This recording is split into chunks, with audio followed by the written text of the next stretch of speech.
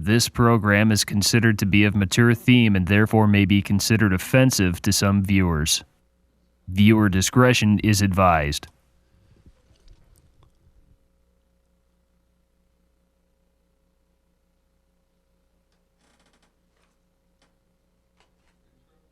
Ladies and gentlemen, welcome in to the Donzilla Comedy Showcase, featuring 3 new stand-up comedians tonight. Raw stand-up comics trying their best to keep it somewhat TV clean. And here is your producer and host, Donzilla.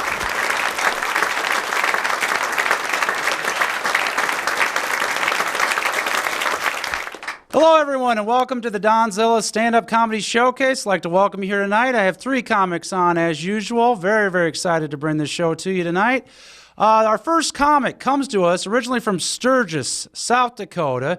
He has done comedy all over the Midwestern region since 2006. He's been doing stand-up comedy, so he's been doing it for 10 years now, and he's been in the Floodwater and the Laughing Skull Comedy Festival. So let's give a nice, warm welcome to Brian Huggins, everyone.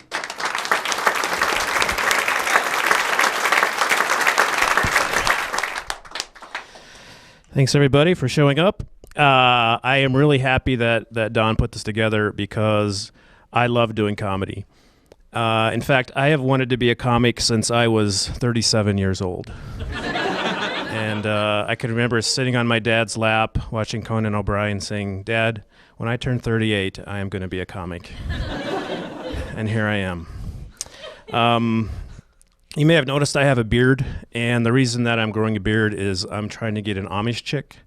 So what I do is I put on a pair of bib overalls and some boots, and I go down to Kelowna, and I'll just lean against a buggy, and when an Amish chick comes by, I say, "How art thou?" Thee looks mighty purty under that bonnet. And the next thing you know, she is bent over a blacksmith's anvil, making a case for my iPhone. Or she calls it, ye magic record player. The Amish are not technologically advanced, but they're really handy with a hammer. So I was in the clothing store Kohl's earlier this week because I live on the edge. And they have really hot mannequins at Kohl's. I don't I don't have a joke. I'm just lonely. I don't know. Any guesses? The worst mannequins? That would be Goodwill. I would never date a Goodwill mannequin. Please, even I have standards. And at Kohl's, some of the mannequins, they're even pregnant. And I don't know how they get pregnant, but the good thing is you can't get them pregnant. I've said too much. So summer is winding down here in Iowa, and I only have a few more opportunities to do one of my favorite activities, which is take my kid to the swimming pool. And the best thing about that is hot moms. There's lots of hot moms at the pool. The second best thing, hot teens. There's a lot of hot teens at the pool. The third best thing, spending time with my kid. That is precious. Parents, spend time with your kids, please. So I spend a lot of time on the internet, and I kind of have a love-hate relationship with the internet. One thing that I love about it is you can buy anything, and I'm kind of a collector. I like to buy things. And recently I got one of the best deals I think that you could ever get. For only $200, I bought a football signed by Abraham Lincoln. And that is going to be worth a lot of money someday. And it even had an inscription, "To Tiffany, keep following your dreams, Abe Lincoln." So I'm looking forward to cashing that in someday. On the negative side, I hate Facebook. And one of the things I hate is status updates because they're just usually just stupid and boring. It's usually something like, "Just finished mowing the lawn. Sure nice to get that out of the way." And then there's always a bunch of likes, and someone inevitably says, "You can mow my lawn next, LOL."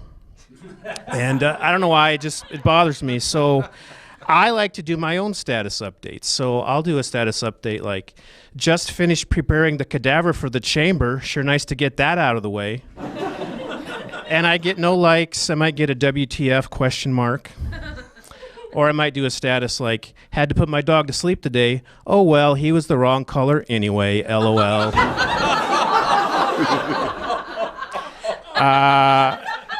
I don't get any likes. No likes, but I get a bunch of unfriends, so that's also a good deal. On the plus side, you can easily do travel reservations and things, which is nice. But I can't resist being a little mischievous, and I'll do hotel reviews of hotels that I've never stayed at. For example, the Marriott in East Lansing, Michigan. This hotel was very nice, a nice location, but the staff was not professional. As I was lounging in the pool area, one of the female staff members kept dressing me with her eyes. I am not impressed. The Holiday Inn Express in Athens, Georgia. This is a great hotel, great location, great price. But if you go, please do not stay in room 301. Seriously, something really bad happened in that room. I will close on this. I don't know if there's any baseball fans in the audience, but one of the most exciting things that can happen in a baseball game is a walk-off home run. And if you don't know much about baseball, that's when in the bottom of the ninth, if a player hits a home run and puts his team in the lead, the game is over and all the players walk off the field. Now, I've never hit a walk-off home run because I'm a comic. Comics don't hit walk-off home runs. We also don't throw touchdown passes or score the winning basket. But I have done something that I feel is similar. I have scored a walk-off orgasm. That's when I have an orgasm and I leave the field. And I think it must be similar because afterwards I feel satisfied and triumphant, and the other player feels frustrated, angry, and yearns for revenge. So I think it's similar. Thank you very much, guys.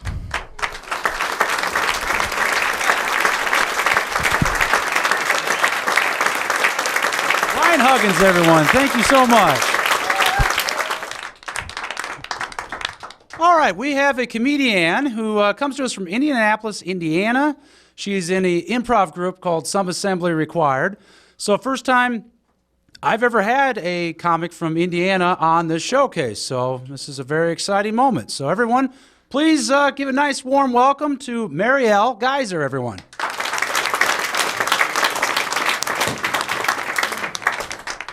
Hi guys, how are we doing? Fantastic.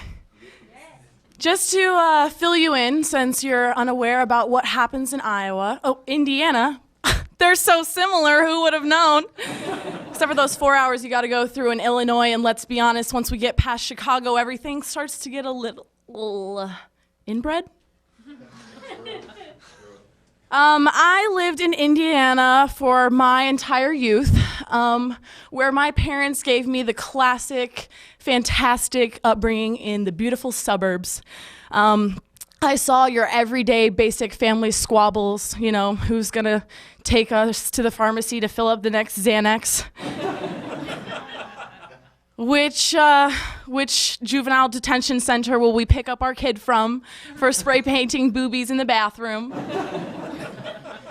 You know, and to that I just would like to say Jesus Christ, because I've found myself having to monitor what I've said in front of people since I was born, really, because white America just can't handle you saying things against their religion. It makes them mad. No, it makes them a little mad. But I moved to Iowa just a couple years short of a decade ago, and I was welcomed immediately by a blizzard. And I trekked across the tundra and I looked at my parents like, I better get a car when I'm 16. That didn't happen. I got my dad's old Crown Victoria, so I whipped around that thing as much as I could until I graduated and moved on and went back to Indianapolis for my first year of college at art school, when I found out I was a little bit lesbian, as we all do.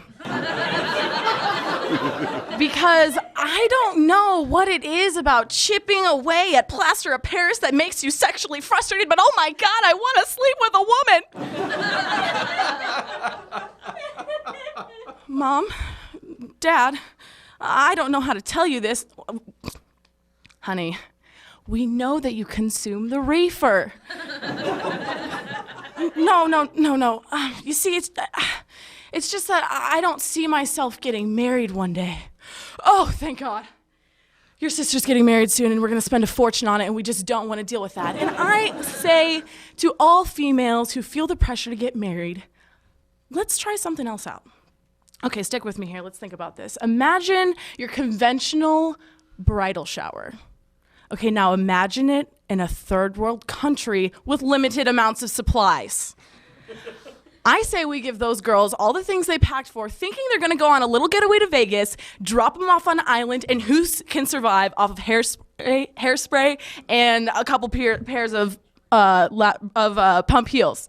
You know what I'm saying? And I mean, I've used a pump heel in several different uses. I've used it as a hammer, okay, to get things into my walls. That's a DIY trick for you ladies. I've used it to beat up my ex. Just joking. Not that ghetto. No, the biggest difference that I've noticed between Iowa and almost any other place in this country is that you guys are so nice.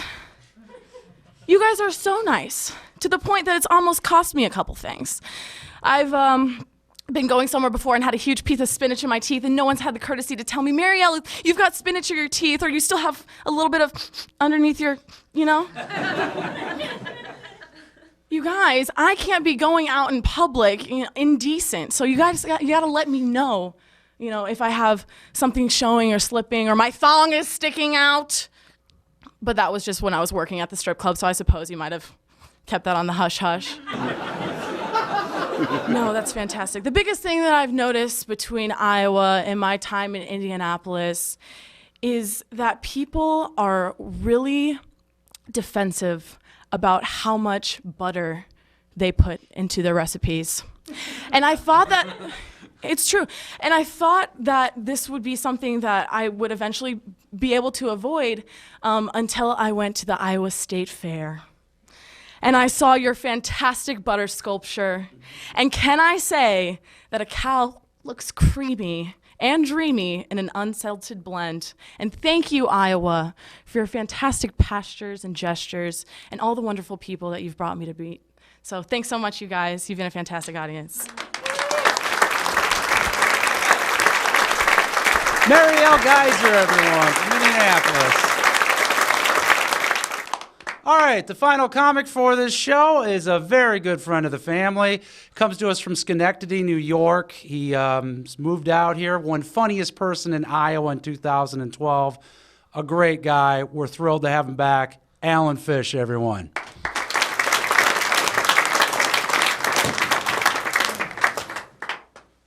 Keep it going for Don, everybody.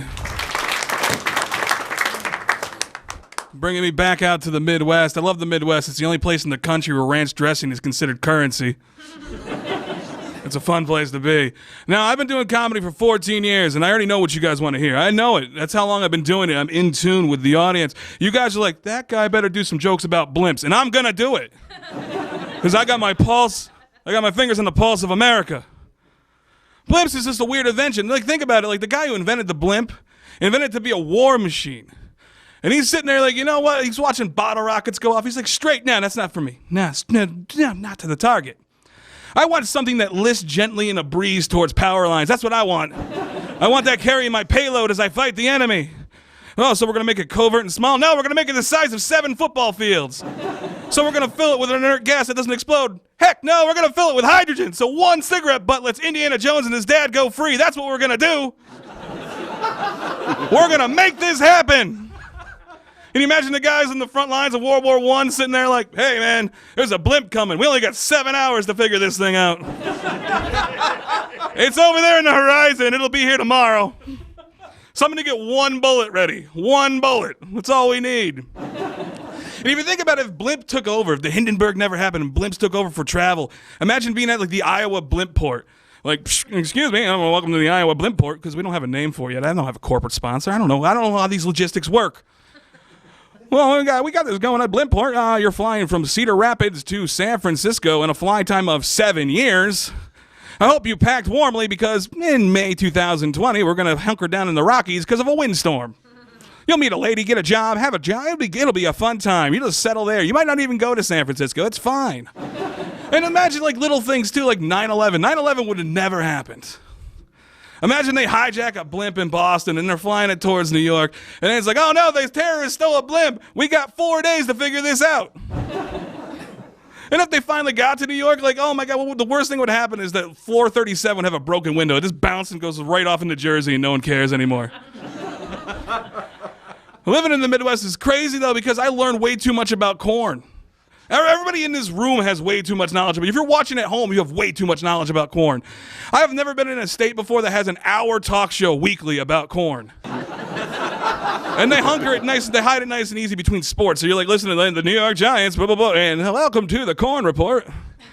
My name's Jethro Huggins. I'm here with the Corn Report here in Iowa. I got Farmer Jack on from Moline. Farmer Jack, how's the crop going? Well, they're firing early, that's for sure. The corn is firing pretty early. We're going to dry it out and start making it into feed in probably a couple of months. It's getting good. We got some good stats going on in that corn. We're going to grind it up, make it into some chalupas. We're going to put it in there and going to get it on the menu. Going to get you some tacos out of this corn, that's for sure.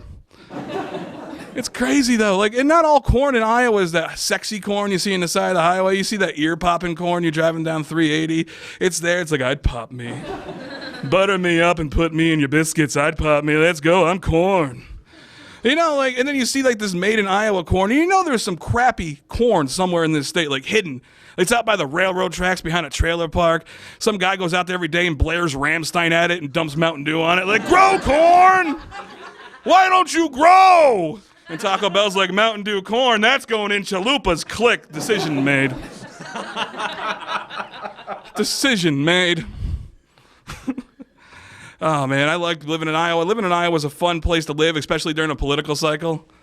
How many, you could never feel lonely during a political cycle. My phone rings 15 times a day. Yeah, sure, it's Donald Trump calling, but still, I do not feel alone. And people are like, oh, the election's coming up, the election's coming up. You got to take things, you got to support Hillary, you got to support Trump. You got to support Hillary, she's the first woman. Last time I supported a woman, she took my car and my kids. So I don't know about that. And we're coming on to this arms race right now where 2016 is officially known as the year that we stopped caring. I mean, remember back in 2004 when Howard Dean made a noise and he went from first to worst? He was first place in the whole list of candidates. And he went, "Mah!" And we're like, nope, that's a weird noise. That guy's gone. He's out of here. Hillary's getting hacked by the Russians. Trump's in the middle of the street shooting a shotgun off, dancing a jig. He's out there doing Cotton Eye Joe with a whiskey bottle, like, boop, boop, boop, boop, boop. It's ridiculous. Trump has even come out and said that he wants to ban all Muslims from the United States. Have you heard this? He wants to ban all Muslims because they might be terrorists. I personally think that if you're a terrorist, you might be willing to lie about being Muslim. That might be on your radar of things you're willing to do. And people are like, we gotta vote for Trump. It'll piss off the Middle East. Like, yeah, okay, yeah, it will. So, we should have voted for Sanders then, huh? Because nothing will piss off the Middle East more than an old Jew running things. That's for sure. Thank you guys so much. Alan Fish, everyone. I'd like to thank you for that episode. We had Brian Huggins, with Marielle Gaiser, with Alan Fish. Thank you for coming out. Good night, everybody.